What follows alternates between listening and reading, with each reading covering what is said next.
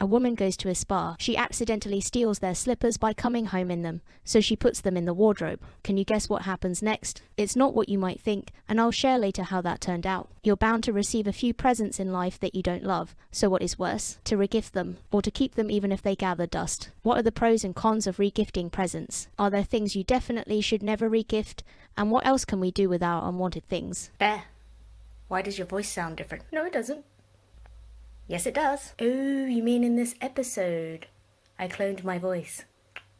Why would you do that? I think the answer to most questions in life is actually, why not? Tony Stark is dead, so someone had to carry on playing with artificial intelligence. Let me know if you want to know how I make anything for the podcast or YouTube, and I'll share my experiments with you. If you don't know, regifting is when you give somebody a present that you've been given by somebody else first that you didn't like or didn't find useful, and so you wrap it up again for a new owner. As a general rule, you wouldn't say that the present in question is a regift. The other causes of regifting are if someone gives you something you already own and it can't be exchanged or refunded, or regifters might simply be on a tight budget or interested in sustainability and owning less and not buying new products for other people either wherever possible. You might also find that any self-respecting regifter with a cupboard of emergency greetings cards and presents waiting for a new home is someone who simply doesn't have a lot of time to shop or doesn't like to get caught out when a delivery doesn't turn up in time for special occasions. Now, there are pros of regifting presents besides saving money and time finding and buying the perfect present, especially when a lot of Amazon search results return thousands of options and make it very difficult to make a decision under pressure. They do that intentionally, of course, so that customers will just buy whatever's listed on page 1 for convenience, but it's not very convenient if you're looking for something a bit more specific or in a lower price range,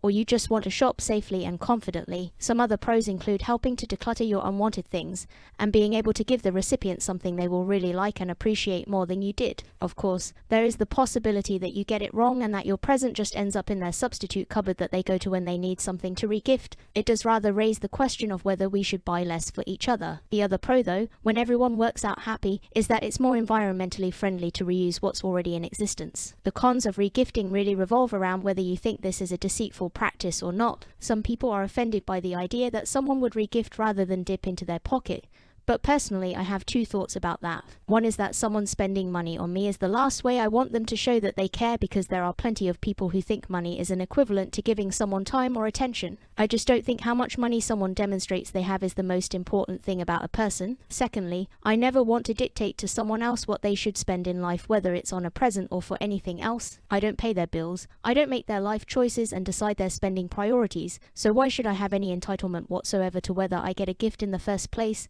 let alone how much they spend? Another con would be if you regifted something back to the person who gave it to you, but I figure you either need to be regifting a lot to run into that mistake, or it's an easy one to solve just by keeping a note of where something came from the first time around. Another con is if a gift doesn't have the personal touch. If you bought something, you'd like to think there's a good chance that you thought about it and are giving them something they'll like, but we wouldn't be talking about what to do with unwanted presents if that was always true either. Maybe because a present had a lot of thought put into it, but still completely missed the mark, or because we do live in a culture where there's a lot of gifting for the sake of it, and that's how everyone ends up with the same candle every Christmas. Another con of regifting actually relates to who gave you the present originally. If they ask to see or use a gift that you've passed on, then good luck explaining that one. If there are differences in opinion on whether you should regift at all, what's generally considered acceptable and unacceptable among regifters, or what's going to lead to the most heartache if someone finds out it's a regifted present? It should be obvious, but an acceptable gift needs to be unopened and in the original packaging. That could include everything from toiletries, sets and cosmetics, to fragrance, to stationery,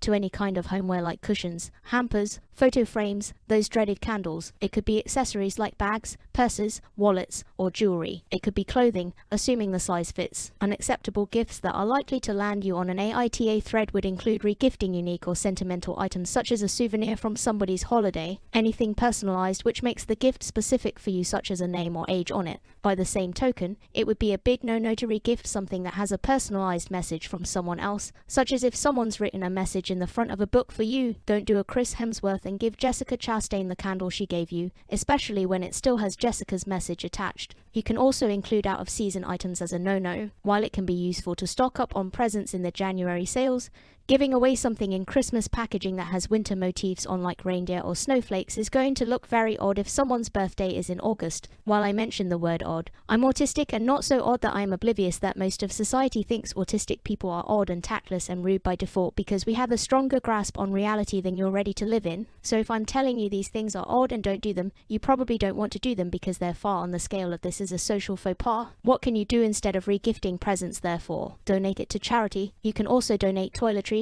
clothing and food and drink to homeless shelters usually, or food banks. It is worth checking what your local food bank needs because there is one issue here, which is that food banks quite often end up with a massive imbalance in stock. They might have baked beans coming out of their ears, but close to zero donations of something essential like milk. And they might have things that are very hard to redistribute fairly, like a Harrods hamper of Swedish licorice. So find out first what they will take. Their remit is to give out food parcels that acknowledge all the food groups. So when people put their unwanted luxury food in the food bank thinking it's going to cheer someone up, it can sometimes be completely counterintuitive because what a child needs most isn't a tasting selection of whiskey and a cheese board. You could of course sell your unwanted gifts and make the buyer very happy. I've done lots of installments previous on selling on eBay, etc., so I won't go into detail about that now. Another option is to give it away as an open regifting without wrapping it up again, and by being explicit about where it came from and why you don't want it. You can just say, "Hi, I received this thing and it's not really suited to me, but it made me think of you, so you're welcome to have it instead. I don't know about you, but I belong to the just-in-case brigade, so I will keep most things in life even if I haven't used them during the past year. Don't tell Marie Kondo. Even recently I wore a pair of shoes for the first time that I think I was given in 2017, possibly earlier. It's a long story as to why I hadn't worn them before now, but my experience is that I do find a use for things at a later date quite often. It just depends on whether you're paying a premium to store all your belongings in the meantime. Another idea would be swap shops with friends or family if you want to roll this in with a declutter generally,